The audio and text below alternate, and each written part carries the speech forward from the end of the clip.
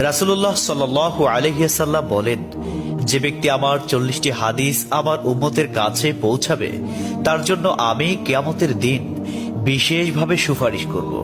সুবহানাল্লাহ।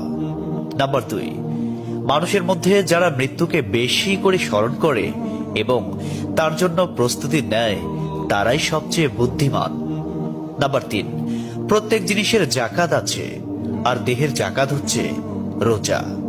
নাম্বার 4, যে তার সময় আল্লাহর জন্য ব্যয় করে না তার জন্য জীবন অপেক্ষা মৃত্যু শ্রেয়। নাম্বার 5, যারা সব সময় ইস্তিগফার তথা ক্ষমা প্রার্থনা করে তাদের সাথে উঠা বসা করুন, কেননা তাদের হৃদয় সবচেয়ে কোমল হয়। নাম্বার 6, তুমি যত সিজদা দিবে আল্লাহ তত গুণা তোমার মাফ করে দিবেন। সুবহানাল্লাহ। নাম্বার 7, সূরা ফাতিহা প্রায় 1